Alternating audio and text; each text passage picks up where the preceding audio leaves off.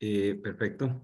Buenas noches, hermanos. Como todos los martes, nos alegramos de estar reunidos por estos medios en esta comunidad que hemos podido ir formando y creciendo.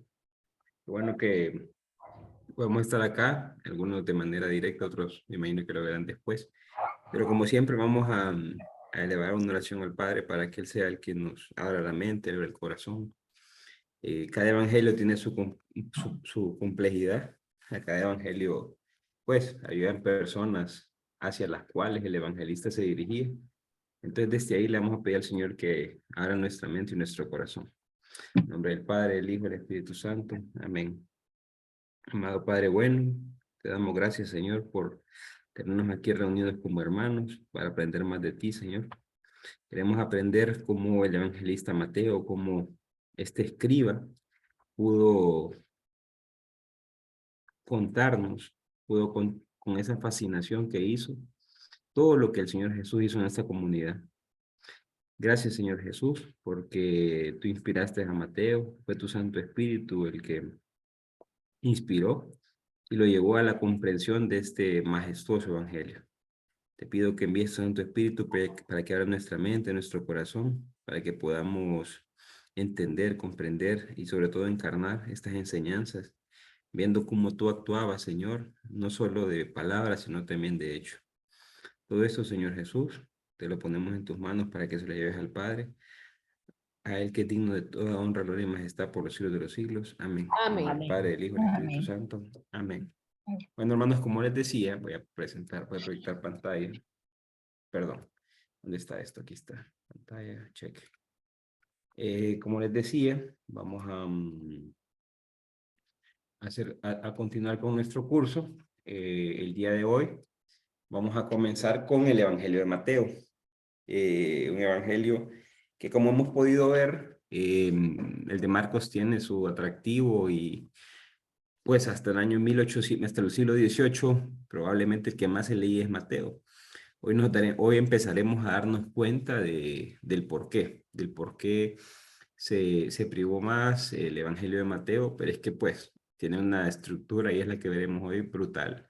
Definitivamente va a ser, hoy vamos a salir duchos, vamos a entender cómo está la estructura, una estructura que ya está plasmada en nuestras Biblias, en la Biblia de Jerusalén, y todo eso pues lo iremos viendo en el caminar de hoy.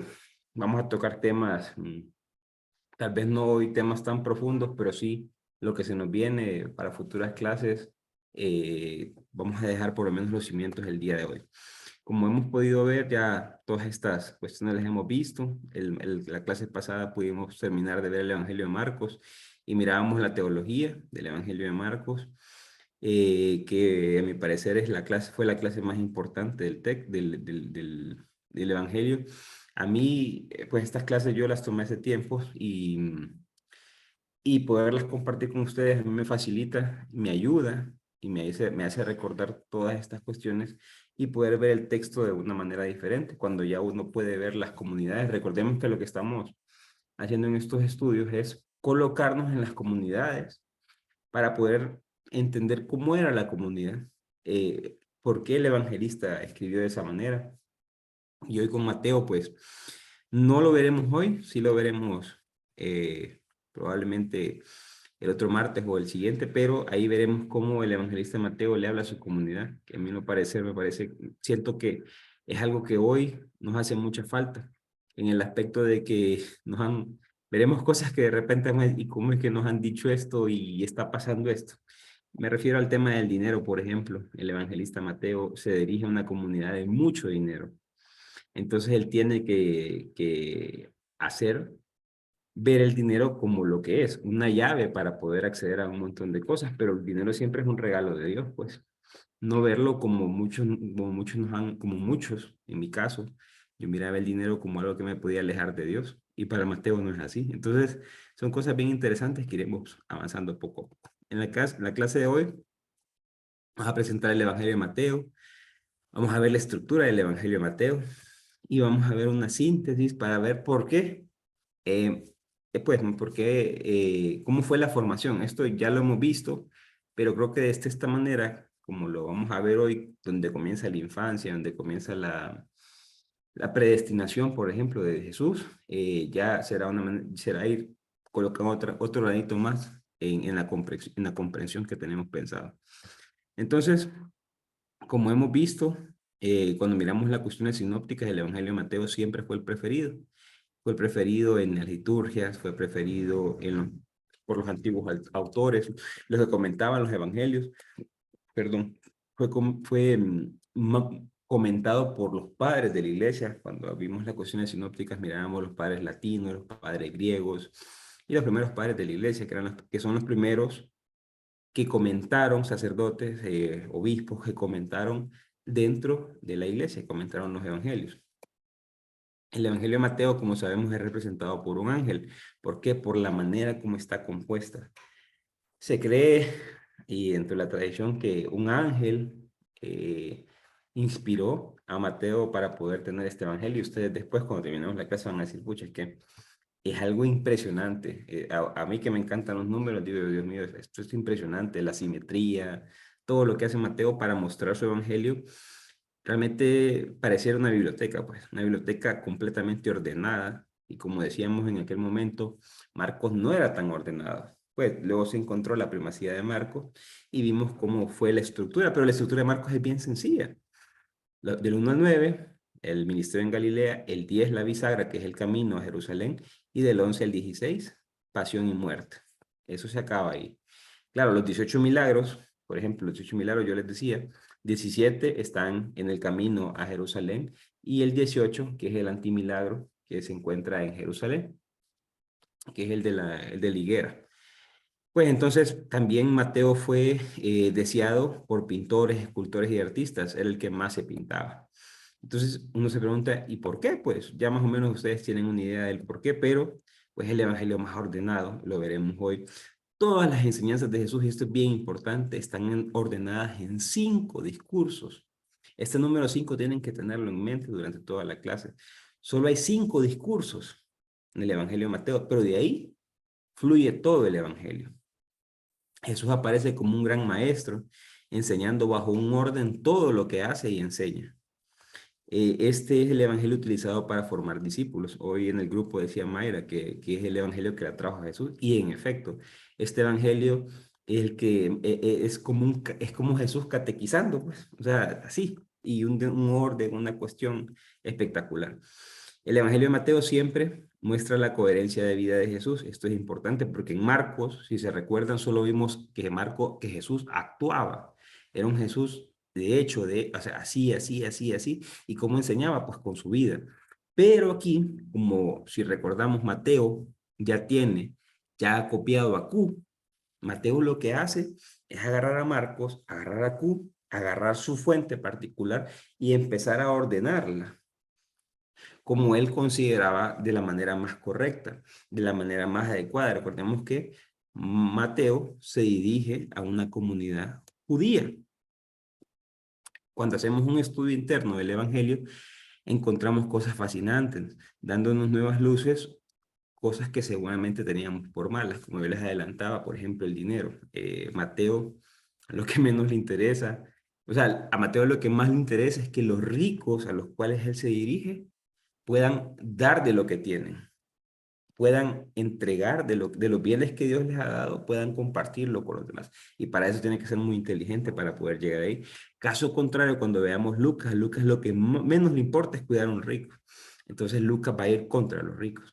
Pero como les digo, no es que tienen algo en contra, sino que pues cada comunidad vive una situación diferente. Aunque sabemos que Mateo, como les decía, es copia de Marcos, como lo hemos visto en clases pasadas, esta es una obra definitivamente fascinante, irresistible. Todo esto nos indica, tal cual Marcos, que toda la composición es artificial. Ya lo vimos en Marcos y ahorita en Mateo lo volvemos a ver. No es que Jesús hizo esto así, así, así, así, así como viene, no.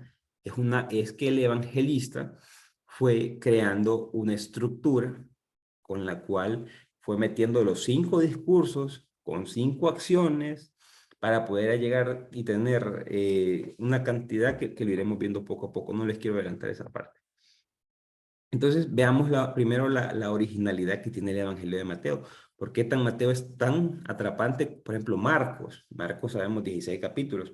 Pero, por ejemplo, Marcos no tiene la infancia de Jesús. Y esta es una infancia exclusiva. Ustedes me van a decir, sí, pero Lucas, sí, pero es que la infancia de Lucas es diferente a la de Mateo. En la infancia exclusiva tenemos, por ejemplo, y lo vamos a ver cuando veamos la gematría, porque Mateo usa mucho la gematría, que es los nombres que tienen un significado numérico. Entonces, por ejemplo, cuando habla de la genealogía, mismo Mateo dice que hubieron 3 veces 14. Entonces, ¿qué es ese 3 veces 14? Pues lo vamos a ver cuando veamos los géneros literarios del Evangelio de Mateo, la literatura, los géneros literarios del Evangelio de Mateo. También hay escenas inquietantes que se ven en el capítulo 1 y 2. Por ejemplo, solo Mateo tiene la huida a Egipto. Solo Mateo tiene los Reyes Magos. Solo Mateo tiene la anunciación del ángel a José. Solo Mateo tiene la matanza de los inocentes. Entonces, todas estas cosas las vamos a ver. ¿Por qué? Porque Mateo tiene algo claro en mente. Y más adelante, cuando veamos el esquema, vamos a darnos cuenta por qué Mateo crea, que estas han sido creaciones teológicas, creaciones para dar un mensaje, crea esto con una sencilla razón, y es espectacular la sencilla razón. Hay enseñanzas exclusivas, por ejemplo, el sermón de la montaña. Ya miramos que aunque Lucas tiene, pero es un sermón en la llanura, y es totalmente diferente. Tenemos la famosa parábola del trigo y la cizaña, que cada vez que nos toca hablar de la lucha dialéctica que tiene el ser humano en su interior, la lucha entre el bien y el mal es la dialéctica. Entonces, eso es el trigo y la cizaña, que tiene una cantidad de enseñanza exagerada. Por ejemplo, la parábola de las 10 vírgenes también, que solo Mateo la tiene. La magnífica parábola del juicio final en el capítulo 25, que tenemos también milagros exclusivos. De los 33 milagros, 32 milagros, perdón, que hace Jesús. Ojo, no estoy echando los milagros de Juan, porque para Juan no son milagros, para Juan son símbolos. Entonces, de los 32, 33 milagros que tienen los sinópticos, Mateo tiene milagros exclusivos. Tiene, por ejemplo, cuando Pedro saca de la boca del pez una moneda, o cuando Pedro camina sobre las aguas. Aparte de eso, también tiene relatos exclusivos, como por ejemplo, yo les decía, cuando hacíamos el estudio de las fuentes y mirábamos también estos criterios de historicidad, mirábamos, por ejemplo, que solo Mateo coloca a Pedro como piedra de la iglesia.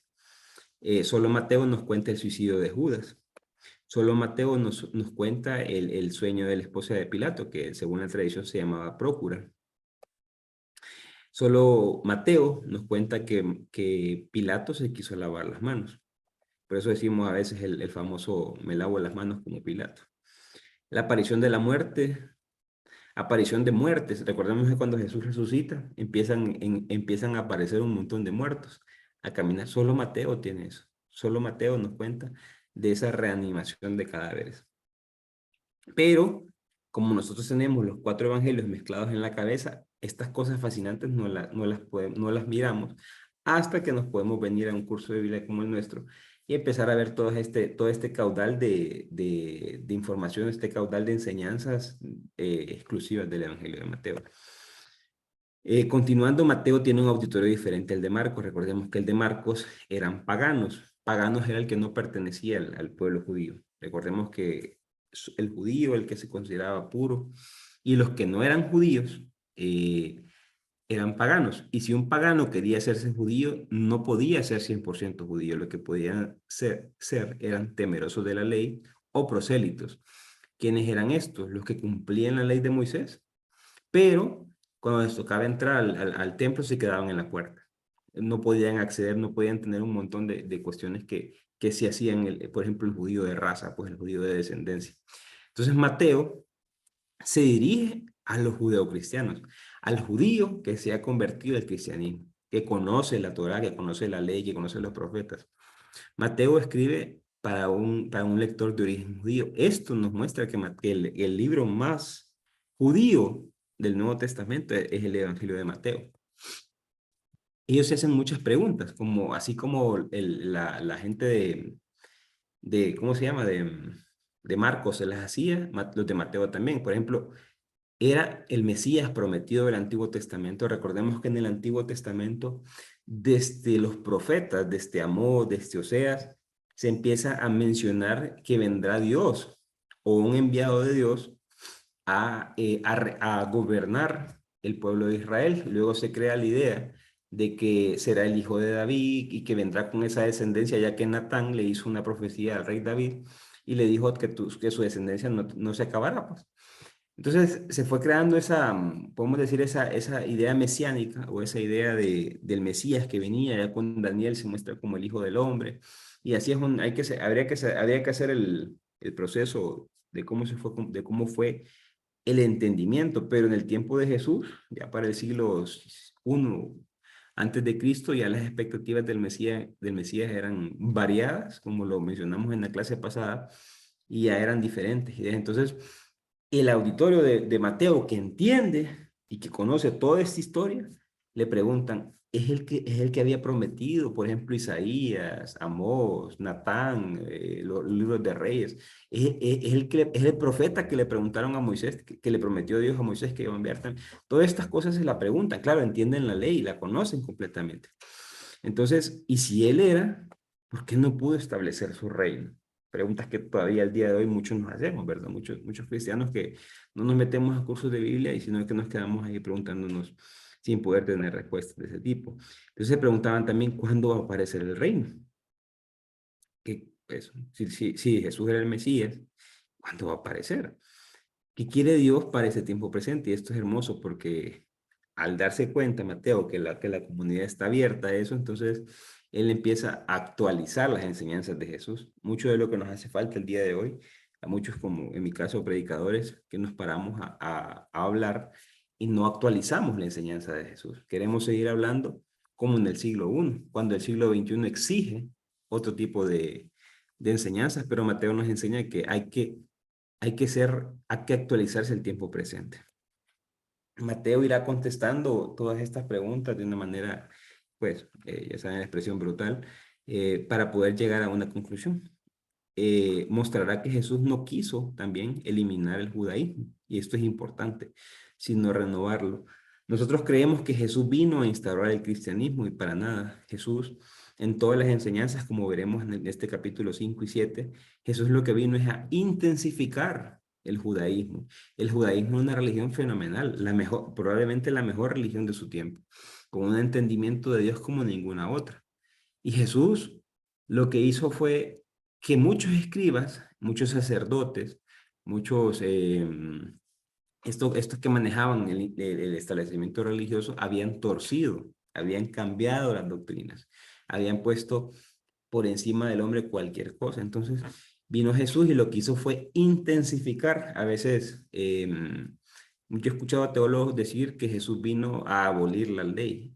Y el mismo Jesús en el capítulo 5 él dice, no que no he venido a cumplir hasta la última coma de la ley. Lo que Jesús ha venido a hacer es intensificarla, llevarla a una nueva trascendencia, a una nueva línea. Pero lo que pasa es que a los judíos no les pareció. No lo veremos en esta clase, sí la siguiente, de cómo surge el cristianismo, cómo el cristianismo se separa, porque recuerda, el cristianismo hasta el año 80 era una secta del judaísmo, pero con la destrucción del templo y se lo voy a ir adelantando, con la destrucción del templo, estos judíos salen a una de las diásporas. Las diásporas eran los lugares donde los judíos podían estar si no era en Jerusalén. Entonces se van a una diáspora que se llama Yamnia. Y en el año 80, ahí se hace un concilio, el famoso concilio de Yamnia. Y se hace una maldición contra los Niimim, que eran los que se le llamaban a los cristianos. Que eso lo vamos a ver en la otra clase con detalle. Y ahí es donde el cristianismo o la corriente de Jesús se separa del judaísmo y comienzan a agarrar caminos independientes. Y por eso es que nosotros podemos fechar, perdón, el Evangelio de Mateo del año 80 para allá, porque vamos a ver cuando Mateo empiece a decir la sinagoga de los judíos. Y uno dice, pero es que el cristianismo comenzó como somos en una rama del judaísmo. Claro, pero es que ya Mateo habla de lo que ha pasado en Yamnia. Entonces todo eso lo iremos viendo la próxima semana. Que los cristianos también Mateo muestra que somos el nuevo Israel. Es interesante ver cómo hay, pues, sin ánimo de burla, pero hay sectas evangélicas, hermanos evangélicos, hermanos separados, que siguen creyendo que tienen que hacerse judíos para ser el pueblo de Dios, o que tienen que ir a Jerusalén para ser el pueblo de Dios. Cuando Mateo nos muestra que el nuevo Israel somos los cristianos. Entonces, todo eso lo iremos viendo. Como Mateo es la obra más judía del Nuevo Testamento, esto es bien interesante porque podemos nosotros concluir en algo, que Mateo, como vamos a ver ahorita, es la nueva Torá, o la Torá de los cristianos. ¿Por qué? Por los 5 discursos y por todo lo que hace. Porque lo que está dando Mateo es, en esos 5 discursos, la esencia del cristianismo. Todo lo que un cristiano tiene que ser, lo muestra en estos 5 discursos. Ahora vamos con la parte de la estructura del evangelio. ¿Quién desarrolla la estructura del evangelio? Se conoce como Benjamin Bacon, en el año 1918, un teólogo gringo que descubrió de una manera espectacular toda la estructura del evangelio. Pero ¿cómo les explico? Quien la promueve más es este sacerdote francés, Pierre Benoit, en 1950. ¿Por qué? Porque en los que tenemos Biblia en Jerusalén, esa estructura está impresa, está metida dentro de la Biblia. Entonces, es él el que la termina de promover a niveles, ya saben, la Biblia de Jerusalén, pues, a niveles estratosféricos. La estructura de Mateo se basa en la importancia que Mateo da a los discursos de Jesús. Acuérdense que les dije 5 discursos que son el centro de todo el evangelio. Mateo hizo un trabajo de fichero, o sea, fue bien esquemático para poder entenderlo. Yo seguramente hoy ustedes casi que van a aprender todo el evangelio de Mateo, pues, de los puntos importantes y cómo lo fue armando. Mateo armó 5 discursos, entre los discursos, perdón, y 5 discursos, y entre ellos cómo actuaba Jesús. O sea, a cada hecho, un discurso. O sea, los hechos siguen de un discurso. Las palabras, perdón, el actuar se complementa con las palabras. Eso es lo que nos muestra Mateo.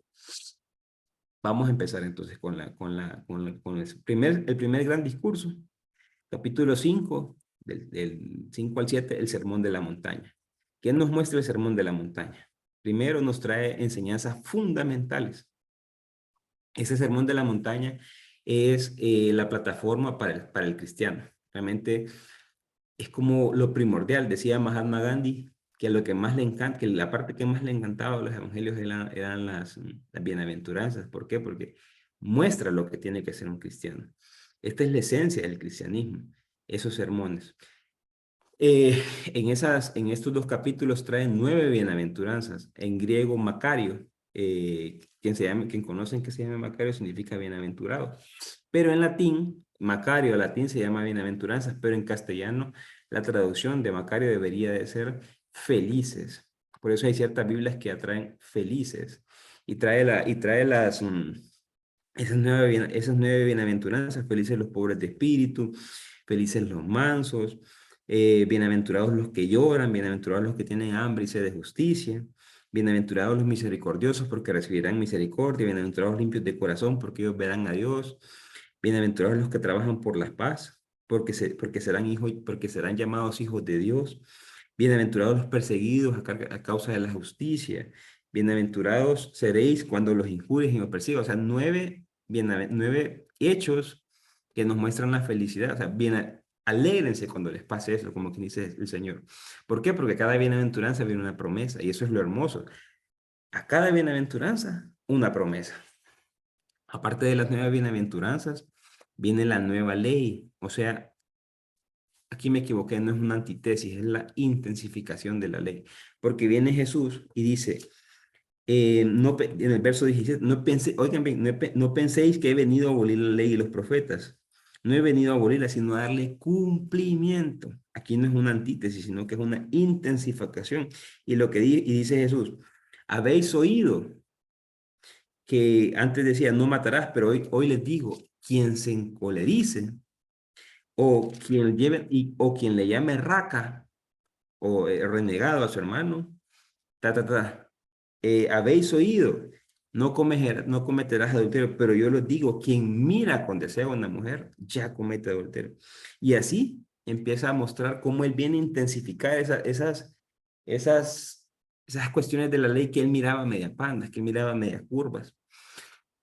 Aparte de eso, también vemos el tema de la limosna, nos habla de la limosna, nos habla de la oración, nos habla del ayuno, nos habla del dinero, digo del dinero, nos habla de la providencia. Esto, bueno, digo, esto, en estos dos capítulos tenemos estas enseñanzas fundamentales para todo cristiano. Luego el sermón de la montaña tenemos el sermón misionero, y este trae detalles para los misiones, para los misioneros. Aquí se puede sacar una buena charla para el tema misionero. Aquí Mateo nos habla a quiénes hay que ir a predicar, qué tareas se deben realizar en la misión, la pobreza en la que se deben vivir la misión, o sea, la pobreza en la que se debe vivir la misión, dónde y cómo hospedarse y qué hacer si no los reciben. Como les digo, son aspectos, cuando empezamos a ver este esquema, vamos entendiendo por qué dice esto, por qué Jesús le dice esto a los discípulos, porque hay una línea central, hay una idea que lo que trata de hacer Mateo es responder a preguntas. Después del sermón misionero viene el sermón parabólico. Y aquí, por ejemplo, a la pregunta que me hizo David, tal vez hoy queda contestada y explica cómo entender el misterio del reino. Jesús cuenta 7 parábolas y esto es hermosísimo. Miren lo que hace con las parábolas del reino. Como sabemos, están en el capítulo 13. Con estas parábolas busca responder 5 preguntas que se hacen. Si se recuerdan, al inicio de la clase, les dije yo que se hacían preguntas como, ¿cuándo, y si Jesús era el Mesías? ¿Cuándo viene el reino? ¿Qué hay que hacer en el tiempo presente? ¿Qué pasa con los que no aceptan el reino? Pues esas parábolas están de la siguiente manera. Miren, primero se preguntan, ¿por qué no todos aceptan el reino? Entonces viene magnífica, a mí o sea, me emociona tanto esto. Y no se inventa, sino que pone la parábola del sembrador. Somos tierra, el sembrador salió a sembrar, pero la semilla cayó en tierra pedregosa, entre espinas y en tierra fértil. Entonces uno dice, no aceptan el reino porque la tierra no se ha convertido, pero la tierra somos todos nosotros. Claro, la tierra tiene que irse convirtiendo para poder aceptar el reino. Entonces le preguntan a Mateo, ¿y cómo obrar con la gente que no quiere aceptar el reino? Entonces viene Mateo y dice, la parábola del trigo y la cizaña. Hay que alimentar más el trigo que la cizaña, para que cuando llegue el tiempo de la cosecha, el trigo pueda salir y no tenga problema. ¿Qué otra pregunta? ¿Tiene futuro este mensaje que poquitos hemos aceptado? Y viene Mateo increíblemente y dice, claro, es que esto es como el grano de mostaza. Comienza chiquitito, es la planta más pequeña que se mete en tierra, luego empieza y después se convierte en la planta más grande. Y aparte de eso muestra también la parábola de la levadura, de que una porción por 3 de harina y se convierte después en todo lo que cuenta en la parábola del capítulo 13. ¿Vale la pena? Le preguntan a Mateo comprometerse con él. Entonces viene Mateo y increíblemente muestra el tesoro escondido. Y aparte de eso, la perla preciosa, el mercader de la perla preciosa. El mercader que encontrando una perla vende todo lo que tiene para poder comprar la perla, que la perla es usted, hermano, y soy yo. El mercader es Dios que vende todo lo que tiene por nosotros. Entonces, ¿por qué vale la pena comprometerse? Porque Dios ya dio todo por nosotros. Entonces, desde esa perspectiva, creo yo que las parábolas del reino o el reino mismo se entiende de una manera más sencilla. Y le preguntan a Mateo, ¿y qué ocurrirá con la gente que no acepte el reino? Pues la parábola de la red. Así de sencillo. Entonces, Mateo nos muestra una, una exquisitez en la creación o la manera creativa a la hora de predicar. O sea, es sumamente sencillo con temas tangibles, con temas que están a la orden del día. Y entonces es una creatividad brutal la de Mateo. Esto para hablar del sermón parabólico. Ojo, misterios del reino. El siguiente sermón, el sermón eclesiológico, que es el capítulo 18. Si se fijan a mano izquierda, antes del sermón les pongo los capítulos, capítulo 18. ¿Y este qué es eclesiológico? Sobre la vida en la comunidad cristiana. Y ahí empieza quién es el más importante, cómo actuar en caso de escándalo, el cuidado de los más pequeños, la corrección fraterna con quien peca, el perdón de las ofensas. Si se fijan, el predicador que tiene estas cosas a mano, una lección divina se la hace como, claro, facilísimo, pues teniendo todas estas ideas, teniendo todas estas preguntas que se hace Mateo para contestar a su pueblo, es sumamente sencillo poder agarrar estos sermones. Después del sermón eclesiológico viene el sermón escatológico, que es el capítulo 24 y 25, y es sobre el fin de los tiempos. Entonces, se preguntan, Mateo, si el fin de los tiempos, ¿cuáles serán las señales, pues? ¿Cuándo será el día y la hora? Sobre la venida del Hijo del Hombre, sobre la vigilancia y la responsabilidad, en este caso la parábola de las vírgenes, y el juicio final. ¿Cuándo será el juicio final? ¿Cómo será el juicio final? Ese discurso hermosísimo que tiene Mateo, que aquí lo tengo,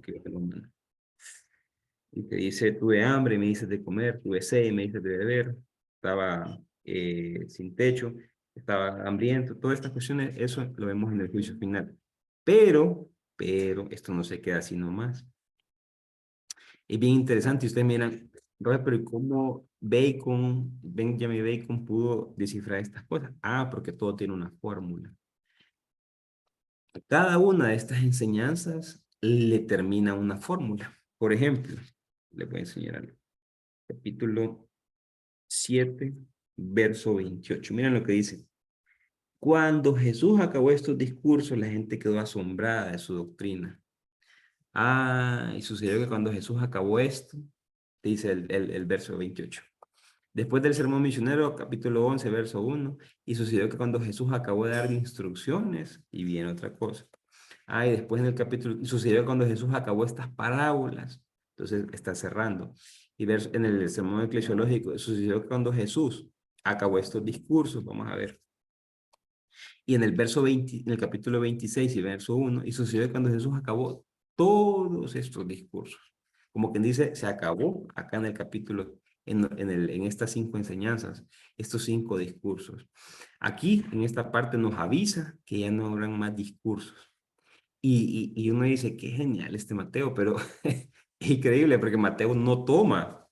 O sea, Mateo no es que se pare esto, pues, o sea, no es que, qué belleza. No, no, no. Mateo se va y se viene al libro de Deuteronomio, en el capítulo 32, en el verso 45, y ahí hay un discurso final de Moisés. Y dice, y sucedió que cuando Moisés terminó de decir esto. Entonces lo que hace es agarrar del Antiguo Testamento, agarrar del Deuteronomio, que sus seguidores judíos ya sabían, ya entendían, ya comprendían, y todo esto se les hacía fácil para amarrar la nueva ley del cristiano, la nueva Torah, en estos 5 discursos. Realmente Mateo es alguien, pues, con una inteligencia bárbara, pues. O sea, por eso es que la próxima clase vamos a ver cómo los estudiosos creen que es un escriba, que se convierte en cristianismo. Recordemos que el escriba era el encargado de transcribir toda la ley, todos los profetas, todo el Antiguo Testamento, pasarlas a copias. Imaginen, esa persona tenía que aprenderse las cosas para luego transcribirlas. Entonces, por eso se hace tan fácil para él poder hacer este tipo de cosas. Pero no se acaba acá, Mateo es increíble. Mateo nos muestra una gran simetría, porque ¿cuáles son los 2 primeros sermones? El sermón de la montaña y el primer sermón es el sermón de la montaña y el último es el sermón escatológico. Ambos sermones, si se fijan, son los más largos. El primero con 3 y el segundo con 2. Entonces, pero no se quedan ahí. Esos sermones están dados en una montaña. O sea, son los sermones más largos y son los sermones sobre una montaña. Y si nos vamos como el judío tiene esas cuestiones de mostrar este tipo de enseñanzas, como pudimos ver en las cartas de Pablo, mirábamos también lo que se llamaba un quiasmo, que era la manera como eran unas X de los extremos y después el centro era lo más importante. Igual Mateo. ¿Cuál es lo más importante? Ah, el sermón parabólico. ¿Y a dónde lo pone? Lo pone sobre la superficie del lago, en el punto más bajo, para contrarrestar las alturas. Pero ¿qué quiere mostrarnos en el punto abajo? La enseñanza fundamental, las parábolas del reino. como les digo, hay una simetría, hay algo espectacular en Mateo que no lo tiene ningún evangelista. Pero tampoco no nos quedamos acá, sino que continuamos con un poco más. En el capítulo 3 y 4 aparecen los hechos. Si se fijan, tenemos en el 5 y 7 tenemos los discursos, pero como les he venido diciendo a lo largo de la clase, siempre hay hechos. Y en el capítulo 3 y 4 nos muestra hechos. Aquí nos aparecen aquí vienen y nos muestran las apariciones del reino. Pero vamos a bajar un poco la garganta. Las apariciones del reino. ¿Qué nos muestra acá? Recordemos que, y se lo he dicho en Mateo, en Marcos, Jesús vino a instaurar el reino. Jesús es el que instaura el reino. Entonces, ¿cuáles son estas apariciones del reino? Son las apariciones de Jesús en la vida pública. Primero, la predicación de Juan el Bautista, cuando dice, alguien viene atrás de mí, al cual no soy digno de desatar ni siquiera la sandalia, para mostrar que viene alguien más grande que él. Luego viene el bautismo de Jesús, que es cuando se abre y del cielo una voz que grita, y lo que sabemos que baja como paloma y se posa sobre él. Las tentaciones también para mostrarnos esos inicios de la vida de Jesús y la llamada a los primeros discípulos. Como podemos ver, las apariciones del reino son los hechos y después continúan los discursos de Jesús. Aquí se une. Si queremos entender los sermones de la montaña, o por ejemplo el sermón de la montaña, tenemos que entender primero qué hizo Jesús. En este caso, las apariciones del reino. Y empezamos a ver cómo se vive el reino. Ah, con el sermón, sí. Pero ¿quién dice qué está antes de eso? Están todas las apariciones de Jesús, toda la vida pública de Jesús. Luego de eso viene el sermón misionero. Y para el sermón misionero nos pone adelante el poder del reino. Claro, si vamos a ser misioneros es porque entendemos y comprendemos el reino. Entonces aquí en el poder del reino, para poner que el reino ya está acá, pone 10 milagros seguidos de Jesús. Primero, que Jesús cura ciegos, cura leprosos, para decir que el reino, el poder de Dios está sobre todas las enfermedades. Después Jesús calma la tempestad de la tormenta, para decir que el poder de Dios está sobre toda la naturaleza. Jesús saca endemoniados para decir que el poder de Dios está por encima del poder del mal. Y Jesús reanima al hijo de la viuda para decir que el poder de Dios está por encima de la muerte. Recordemos que se entendía en aquel momento que cuando el reino estuviera aquí ya no iba a haber hambre, ya no iba a haber enfermedades, ya nadie iba a morir. Entonces, las acciones de Jesús están mostrando que el reino ya está acá. Como podemos ver, con el poder del reino que nos toca a los misioneros, ir y les dice Jesús, hagan lo mismo que yo hago. Entonces, viene la parte de la misión. Si estamos viendo, a los hechos los antesale el discurso. Entonces, para poder entender el sermón misionero, debemos de entender el poder del reino, capítulo 8 y 9. Luego, el sermón parabólico. ¿Y por qué hace esto Jesús? Claro, porque es que no lo comprenden, no lo entienden. La incomprensión del reino. Y aquí es donde se muestra un Jesús incomprendido.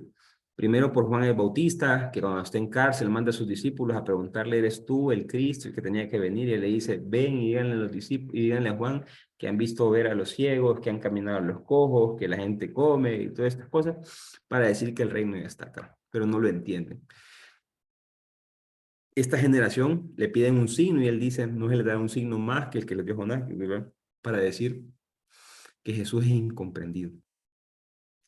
No entienden lo que Jesús hace por las ciudades donde predicó, y aquí también incluye Galilea. No es comprendido por los fariseos, no es comprendido por los escribas, incluso por su madre y sus hermanos tampoco es comprendido, como ya lo vimos en Marcos, en este caso Mateo, pues también lo trae. Entonces, ¿qué nos muestra? Que el sermón parabólico viene a dar el entendimiento del reino. Entonces, a la incomprensión del reino, el sermón parabólico. Luego viene el sermón eclesiológico. Y como ya sabemos, eclesiológico es término de iglesia, pero recordemos que la iglesia como la conocemos, comienza con Teodosio, ya en el 380, en el siglo IV después de Cristo, hasta el Concilio de Nicea, a inicios del siglo IV, no se entendía el término iglesia como lo entendemos nosotros. En aquel momento iglesia o enclesía era las reuniones que se hacían en casas, como quien dice los grupos de oración.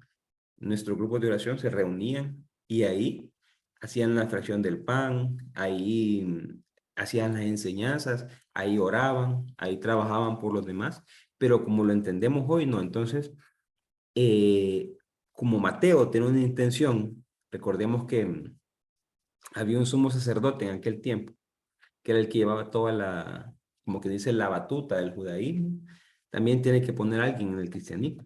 Entonces, viene y muestra a los discípulos, a Pedro y al reino. ¿Qué nos muestra acá? Nos muestra escenas de Pedro y sus discípulos. Primero, nos muestra la dos multiplicación de panes que hace. Luego que Pedro camina sobre las aguas. Luego que Pedro contesta correctamente en el capítulo 16. Luego que Pedro es puesto como piedra. Luego que Pedro, Santiago y Juan están en presencia de la transfiguración. Luego que Pedro obtiene el milagro de sacarle la moneda del pez de la boca perdón, sacar la moneda del pez de la boca. Entonces vemos cómo el sermón eclesiológico se entiende desde estas acciones de los discípulos de Pedro y del reino. Entonces ahí podemos entender el sermón eclesiológico.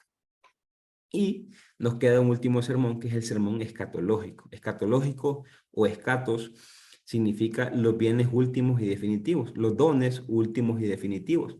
Esto los que estuvieron con nosotros en el módulo pasado pudimos ver bastante escatología, tanto en Primera Tesalonicenses como en Segundo. Hablamos de la muerte, de la resurrección, hablamos también de la parucía, hablamos del hombre impío, hablamos de la apostasía y de todas estas cosas. Todo eso que habla de esta etapa se le llama escatología y por lo general habla en lenguaje apocalíptico.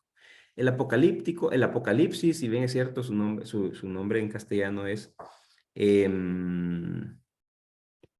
revelaciones. ¿Por qué? Porque el apocalíptico es una forma literaria, o sea, un género literario, perdón. Es un lenguaje para explicar mucho simbolismo. Entonces, en ese sermón escatológico habla de estas realidades. Para entender el sermón escatológico, nosotros tenemos que ver la oposición del reino.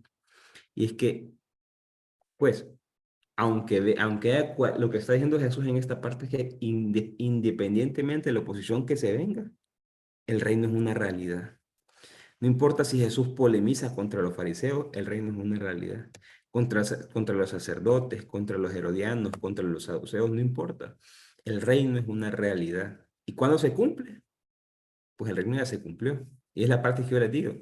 La segunda venida de Jesús ya estuvo en todos los evangelios. En el sermón escatológico lo muestra cuando se le opone al reino para decir, o sea, la, la, la oposición del reino muestra que el don último y definitivo, o sea, el sermón escatológico, ya está acá.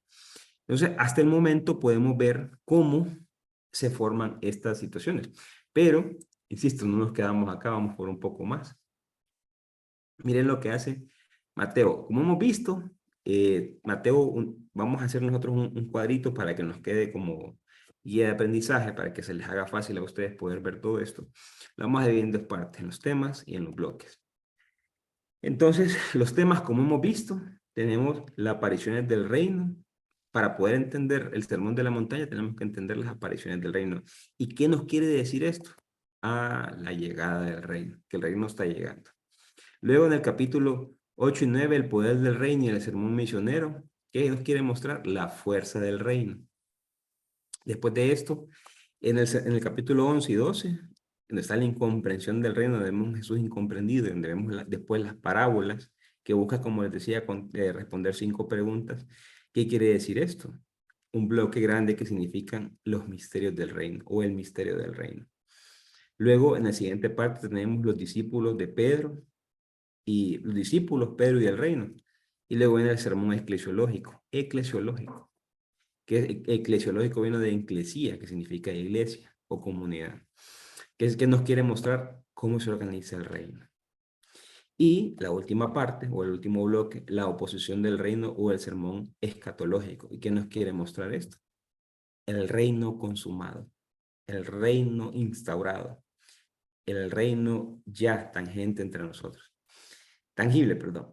Ustedes me dirán, Roger, pero nos faltan, no hemos hablado de la resurrección, no hemos hablado de la infancia. ¿Qué onda? Entonces, acá, como les dije, en negro están todos los 5 sermones.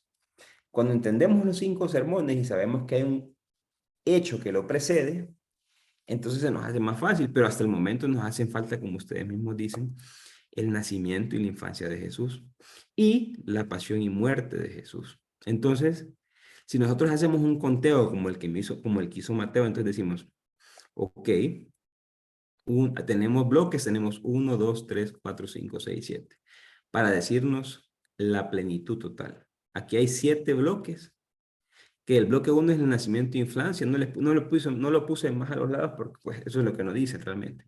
Y la otra es la paz, pues, la otra es la pasión, muerte y resurrección, que es como nosotros los conocemos como el trío pascual. Entonces, estos 7 bloques lo que nos muestran es plenitud. Recordemos que para el judío el número tiene un simbolismo, una gematría, como veremos en dos martes. Entonces, 7 mostrándonos los 7 bloques de la plenitud. Pero, aparte de eso, si contamos al otro lado, por ejemplo, en los temas contamos contamos y contamos 12, como las 12 tribus de Israel. Si se fijan, Mateo, todo lo tiene amarradito, todo lo tiene. Esta imagen vale muchísimo, esta imagen que estamos viendo ahorita. Ustedes ya la tienen en los PDF, ¿por qué? Porque sabemos que Mateo tiene 12 temas y tiene 7 bloques. Tiene 5 sermones, 5 discursos, como el Pentateuco. Recordemos que la Torá o el Pentateuco de los judíos eran, o es, Génesis, Éxodo, Levítico, Números y Deuteronomio, para mostrarnos que el libro de Mateo, el Evangelio de Mateo, es la nueva Torá de los cristianos. El Evangelio de Mateo se mueve en 5 discursos, los cuales a su vez se componen en 12 temas. Y si los agrupamos en bloques, tenemos 7 bloques para mostrarnos la plenitud de las enseñanzas de Jesús. Realmente Mateo, eh, pues, es lo más detallado. Ahora ustedes entienden por qué todo el mundo quería leer a Mateo en la antigüedad, porque todos les interesaba a Mateo. Claro, si tenemos algo tan ordenado, tan estructurado, y el que le gustan los números tan fácil de aprender, claro, se hace fácil el Evangelio. Con esto ustedes ya prácticamente han entendido el Evangelio de Mateo, cómo está estructurado. Esa misma estructura es la que está en la Biblia de Jerusalén. Hasta el momento hemos llegado a entender la estructura, pero es bueno que entremos en una parte para ya ir dejando sentado estas partes, para lo que se vienen, estas enseñanzas para lo que se vienen, y es una síntesis de la formación de los evangelios. Yo sé que muchos ya la han visto, pero quise agregar algo que nos pueda servir. Como les decía, antes de ir avanzando, no hay un tratado más completo sobre la vida y el compromiso cristiano como Mateo. Mateo es como la cumbre del compromiso y del comportamiento cristiano ante otras doctrinas. O sea, Mateo entiende que hay otras doctrinas. Recordemos que en aquel tiempo habían zoroastrismo, Buda, el judaísmo y otros sinfín de religiones. Pero dice Mateo, pero es que si seguimos esta línea o este orden, no nos perdemos. Realmente esto es lo que la humanidad necesita. Realmente esto es lo que la humanidad, por eso es que el cristianismo ha llegado tan largo, pues. Y hoy nosotros que estamos estudiando nos cala y nos llama a poder seguir este tipo de enseñanzas de Mateo. Mateo aborda temas sumamente importantes y como lo veremos en la siguiente clase, se dirige a una comunidad de Antioquía que necesita o entiende que deben de cumplir con esta Torah. Recordemos que al judío le ha gustado siempre cumplir, pues, cumplir normas, cumplir preceptos. Entonces Mateo, bajo esa línea, les presenta la nueva Torah, la nueva ley de los cristianos. Mateo sabe, Mateo entiende que no todo el que se dice cristiano es cristiano. Entonces Mateo muestra a un Jesús que dice y actúa, que no solo se quede en palabras, en discursos, o que no solo se quede en hechos, porque tiene que enseñar, sino que un Jesús sumamente coherente, un Jesús que lo que dice, lo hace. Entonces, continuando con esta parte de los síntesis, hice una línea aquí central de los evangelios para que podamos entender más o menos y ver por qué Mateo tiene la infancia y por qué Marcos no la tiene. Por ejemplo, sabemos que para el año 30, después de que muere Jesús, lo primero que se predica es la resurrección de Jesús. Aquí no se predican ni milagros, ni parábolas.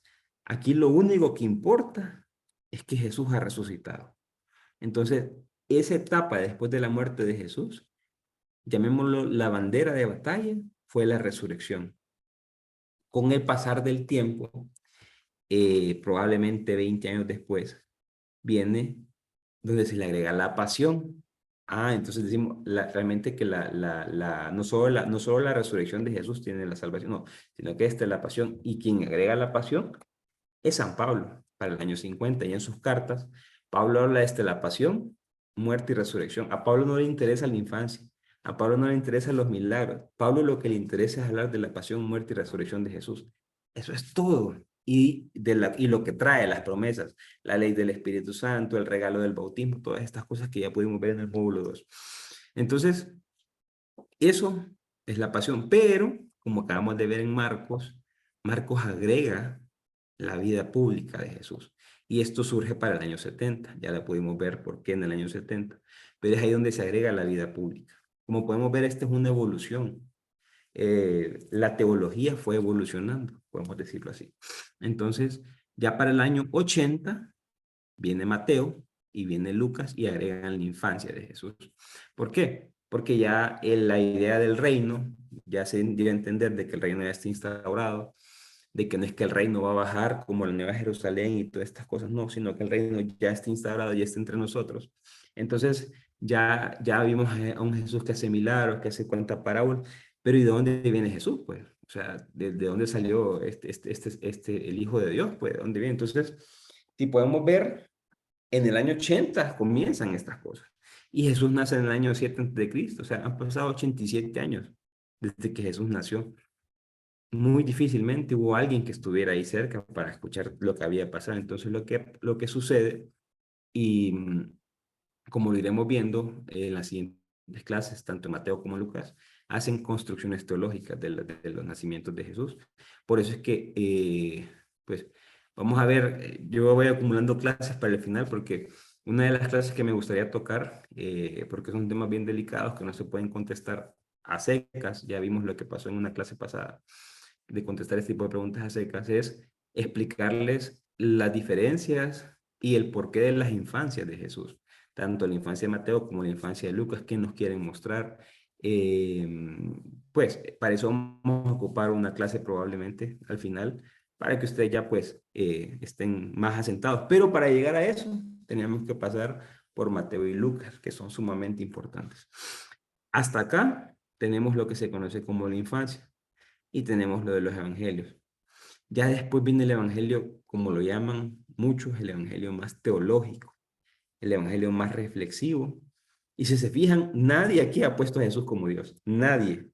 Pero viene Juan y dice, no es que Jesús ya era un preexistente, Jesús estaba con el Padre. Es aquí, para el año 100, donde surge la idea de la preexistencia, donde surge la idea de que Jesús ya existía. ¿Qué hacía antes Jesús de nacer? No, estaba con Dios y era la sabiduría de Dios.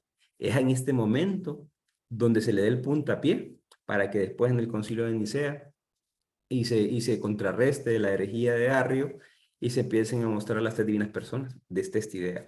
Pero previo a Juan, nadie mencionaba a Jesús como Dios. Es hasta este momento, por eso lo enmarco ahí color verde. Ya para ir concluyendo con la clase, vamos como siempre a sacar las conclusiones que yo pues, tomo para presentárselas a ustedes, pero cada quien en su casa puede sacar sus conclusiones. Primero, que el Evangelio de Mateo se compone de 5 libros, recordando la Pentateuco, recordando los 5 sermones, perdón, recordando el Pentateuco. Mateo está dividido en 7 bloques, incluyendo la introducción y conclusión, para mostrar el número de la perfección. subdividido en 12 etapas o 12 temas que significan las 12 tribus de Israel. Mateo sigue un esquema que es palabra y acción. Y así, y nosotros cuando estudiamos la Biblia, toda la palabra era el Antiguo Testamento y la acción viene a ser el Nuevo Testamento.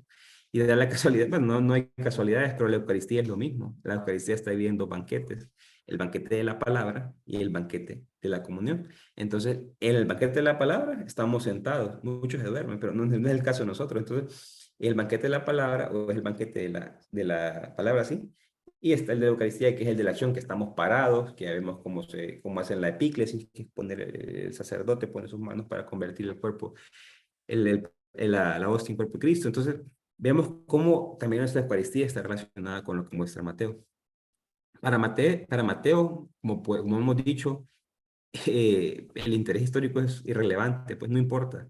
Lo que Mateo quiere mostrar son unos temas sumamente importantes y que cada uno de sus 5 libros trata un tema específico, tema importante para el cristiano, un tema de vida para cambiar las sociedades, para cambiarnos nosotros mismos, para poder llevar el mensaje cristiano a todos los lugares. Los hechos y los discursos de los hechos y los discursos nos muestran una coherencia de Jesús. Un Jesús que dice, perdón, que hace y luego dice. Un Jesús que muestra el actuar, una coherencia de vida, donde los hechos antesalan a los discursos. Para entender mejor los relatos, se debe ir a los discursos que siguen para comprender, el discurso que sigue para comprenderlo mejor. Es la manera como Mateo nos quiere enseñar cómo entender mejor estos textos. Cuando se lee un discurso, hay que ver el relato que le precede, porque este prepara el discurso. Si queremos ver el sermón escatológico, por ejemplo, tenemos que irnos a ver la incomprensión del reino. Entonces, entendiendo la incomprensión del reino, podemos entender mejor el discurso escatológico.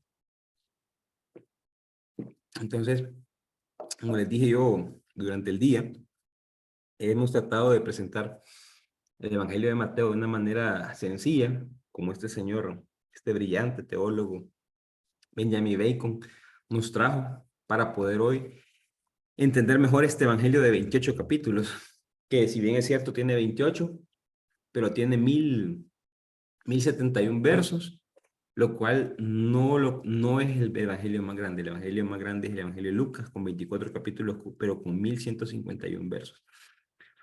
Que sea el mismo ángel que inspiró, o el ángel que inspiró al escriba, el mismo Espíritu de Dios que inspiró al escriba, que nos permita ir entendiendo un poco más a Mateo, que nos permita abrirnos a estas enseñanzas, poder entender más a la comunidad cristiana de aquel momento para poder traer estas enseñanzas y actualizarlas conforme a nuestra vida, a este pleno siglo XXI, para poder ser mejores cristianos. Entonces vamos a darle las gracias al Padre por esta oportunidad. El Padre, el Hijo y el Espíritu Santo. Amén.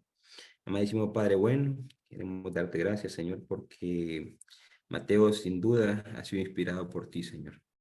Gracias, Señor, por este cristianismo hermoso que se sustenta en Cristo Jesús, el cual vino a morir por nosotros, el cual vino a entregarnos el amor de Dios, el cual vino a entregarnos tu amor, Señor, el cual murió por nosotros mostrándonos que no hay mejor manera que morir por el amor. Gracias, Señor, porque dejaste enseñanzas que han perdurado por más de 2000 años. Dejaste enseñanzas que seguramente perdurarán hasta la eternidad. Padre, bueno, no me queda más que agradecerte por mis hermanos acá presentes, por los que verán este curso, esta clase, que puedan ellos comprender, que puedan ellos cuestionarse, que puedan ellos preguntarse cosas y que tú se las puedas contestar, Señor. Que seas tú, Señor, el que ilumine nuestra mente y nuestro corazón. Y te saludamos, Padre bueno, como el Señor Jesús nos dijo en el Evangelio de Mateo, en el capítulo 6, decimos juntos: Padre nuestro que estás en el cielo, santificado sea tu nombre, venga a nosotros tu reino, hágase, Señor, tu voluntad en la tierra como en el cielo. Danos hoy nuestro pan de cada día, perdona nuestras ofensas, como también nosotros perdonamos a los que nos ofenden. No nos dejes caer en tentación, lleno de todo mal. Amén. Y que la paz del Señor Jesús esté con todos ustedes. Nos bendiga el Padre, el Padre, el Hijo y el Espíritu Santo. Amén. Entonces, te dejo de compartir. Ta, ta, ta.